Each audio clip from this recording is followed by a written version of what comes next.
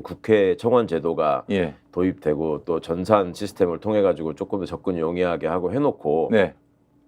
사실은 유명무실화 돼 있었던 그렇지. 게 현실이란 말이에요. 국민의힘 법사위원장 예, 왜냐하면 시대에는 네. 청원 심사를 하려면 그것도 어떤 안건을 가지고 언제 할 건지를 협의를 해서 합의해서 올려야 되는데 네. 국회 무조건 안 한다고 하니까 그래서 열리지를 않았던 거예요. 그동안에. 그러니까 이제 요 사안에 대해서는 소 위원장이 이제 다수의 의견으로 소집을 해서 또 간사도 한 명밖에 없으니까 간사하고 상의해서 아 그래요. 청원심사소위에서 그러면은 여러 조사 권한을 갖고 조사를 해서 그래 그러면 윤석열 탄핵하자 이렇게. 그러니까 그 탄핵 사유로 그 열거된 사실들이 얼마나 어떤 내용들을 갖고 있는가를 쭉 정리를 한 다음에 그걸 가지고도 청문회를 할 수 있다고요. 그러니까 관련된 사람들을 법사위 전체회의를 열어가지고 청문회에 또 다 부르는 거지. 그거 안 나오면 또 그 사람들을 그렇죠. 불이익 줄 수 있고. 그러니까 그게 이제 계속 그렇게 이어질 수 있는 폭발력을 가지고 있고. 와, 아니 왜 이렇게 민주당이 말이죠. 22대 들어서 이렇게 슈퍼 그레이트 빅 울트라 이렇게 힘을 보여줄 수 있게 된 건가요? 아무래도 민심이 가장 중요하게 작동한 거 아니겠습니까? 그러니까 공천 과정에서부터 민심과 당원들의 마음이 어디를 향하고 있는가가 그 경선 과정에서 많이 드러났잖아요. 그러고 나서 그 다음에 이제 의석수, 그 다음에 국회의장 후보 선출 과정, 뭐 이런 거에서 계속 21대처럼 미적거리고 뭐 이 핑계 저 핑계 대고 뭐 합의가 안 돼서 그렇다, 뭐 협치가 중요하다, 뭐 중도층의 민심 위반이 걱정된다, 뭐 이런 소리 하면 용서하지 않겠다 이런 시그널을 계속 보냈잖아요 지금 국민들이. 그 민심이 바로 지금 90만을 넘어서 100만으로 향하는 탄핵 요구. 정치하는 사람으로서 민심이고. 제대로 정신 박힌 사람 같으면은 어떻게 이게 신경이 안 쓰이고 어떻게 두렵지 않겠습니까? 윤석열은 지금 이 90만을 넘어서 100만으로 향하는 이것에 대해서는 뭐 크게 관심을 안 가질 것이다. 이렇게 관심은 있겠지만 끼리끼리 모여서 정신승리하고 있겠죠. 뭐 원래 이러는 거다. 뭐 좌파들이 선동하니까 이런 것이다. 뭐 예전에 어디도 그랬다. 뭐 내가 안 받으면 그만이다. 애초에 이 사람들은 이제 민심을 받들고자 하는 생각은 전혀 없고 오로지 어떻게 민심을 속이거나 아니면 민심을 겁박해가지고 짓누르거나 이런 생각만 계속 하고 있잖아요. 어제도 나와가지고 그 운영위에서 뻔뻔하게 얘기하는 거 보십시오. 확실히 그 관료 출신 비서실장이 아니라 그 정치인 출신 비서실장이니까 뭐 그냥 아주 안한부인이더라고요. 야 너희들이 지금 내가 국회 몇 선을 냈는데 너희들이 내가 눈앞에 보일 것 같냐? 정진석의 그 태도가 그러했어요. 참 부끄러운 제가 고등학교 선배입니다. 성동고등학교. 잘합니다. 사실 성동고등학교는 말이죠. 이 이빨로 남을 즐겁게 해주는데 특화되어 있는 학교예요.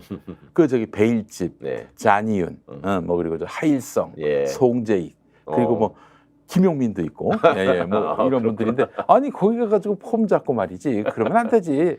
정진석 선배, 왜 그래요, 도대체 인간이? 그분이 좀 좋게 말하면 노련하고 나쁘게 말하면 좀 느물느물하고. 결국에는 윤석열의 운명은 자기 관저 앞에까지 물러나라는 민심이 쳐들어올 때까지 아무것도 모르고 그냥 낙관하다가 끌려 내려올 판이에요. 제가 봤을 때는. 본인의 생각을 절대로 굽히지 않을 거고요. 이 사람은 하시라도 내가 칼을 휘두르면 저 국민들 쫄게 하는 거는 뭐 쉬운 일이다. 뭐 이런 생각을 갖고 사는 사람이니까 그렇게 살아왔고 여태까지. 여기에 대해서 그 말하자면 착각을 깨게 해주는 것이 제일 필요한 현재 대한민국의 민주주의를 위해서도 진짜 필요합니다. 민주화 운동인 것 같습니다. 이게 군부 독재보다도 못하잖아요. 남북 문제가 대표적으로 그렇고 그다음에 군사 정권의 경우는 그 정통성의 취약함에 대한 어떤 걱정이나 두려움이 있었기 때문에 그때는 민정수석도 있었고 그죠? 뭔가 민심이 요동을 치면 거기에 이렇게 부응하는 몇 가지 신용이라도 했단 말이죠. 그 예를 들어서 뭐 예전에 80년대 전두환이가 했던 뭐 학원 자유라 조치, 그다음에 중간 중간에 뭐 벌어지는 무슨 사면, 뭐 정치인 해금 조치, 뭐 이런 것들을 하지 않습니까? 노태우 때는 남북 관계가 급격히 개선이 됐어요. 북방 정책도 있었고. 그러니까 그런 사람들보다도 못하다는 게, 그러니까 군부 독재는 아예 정통성도 없고 본인들이 전문성과 능력이 없다는 걸 아니까 그런 부분에 대해서는 일정 부분 뭐랄까 그 여론이나 전문가들의 의견을 청취하는 쪽으로 생각을 했는데 뭐 노태우 때 그 토지공 개념이라든지 그렇죠. 네. 그리고 또 전두환 때는 김재익 씨라고 그런 학자를 데려다가 또 굉장히 진취적인 경제 정책도 펼치고 물론 다 이제 기만이고 뭐 저 자기들 연명하기 위한 수단이었지만 그렇죠. 그러니까 그 하여튼 그 연명을 위해서 어쨌든 국민의 눈치를 조금이라도 봤단 말이에요.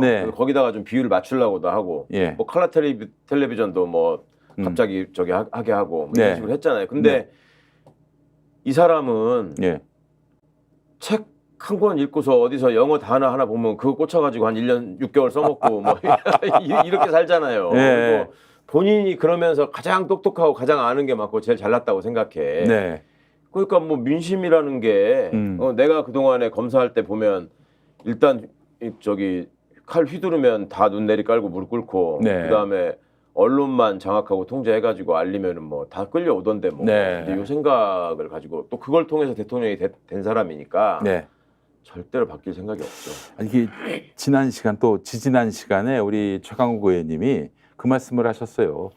국민의힘이 국회에 들어오면은 온갖 그 전문가의 그 표현으로 겐세이를 놓을 것이다. 그래서 국회를 파행으로 만들어서 결국에는 정치 혐오를 부추기고 그렇게 해서 결국 투표장에는 늘 국민의힘만 찍는 분들만 나가게 만들 것이다.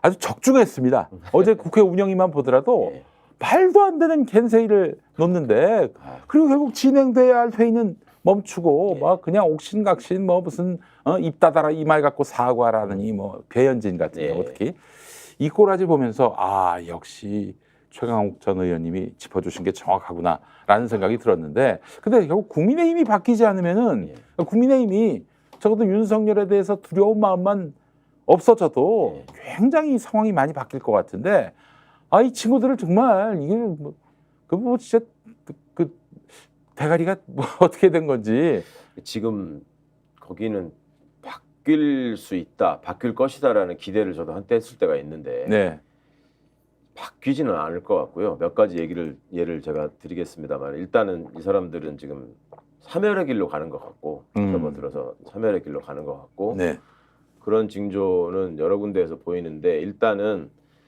그 국민의힘을 지지하는 분들, 그러니까 자기가 뭐랄까 이렇게 합리적인 생각을 갖고 있다고 주장하시는 분들 중에 내가 사회 문제나 정치 문제를 내가 관심이 없는 게 아니다, 내가 안다, 아는데 이번 선거에서는 내가 국민의힘 쪽 내지는 그 전에 이제 다른 신한국당, 뭐 한나라당 이런 정당을 지지하겠다. 이런 사람들이 있었어요. 제가 예전에 변호사 시절에 이렇게 보면 변호사들 중에서 그런 얘기를 하는 사람들이 있었어요. 그런 사람들하고는 좀 토론이 되잖아요. 그러니까 어떤 점 때문에 그 국민의힘 계열 정당이 좋아서 왜 그쪽에다 표를 주려고 하느냐. 그러니까 이 양당 체제에서 뭐 민주당에 대한 실망 이런 걸 얘기하지 말고 포지티브하게 저기가 왜 좋은지 권력을 잡으면 세상을 어떻게 바꾸고 어떻게 전국을 운영할 것 같아서 저희가 좋다고 하는 거냐.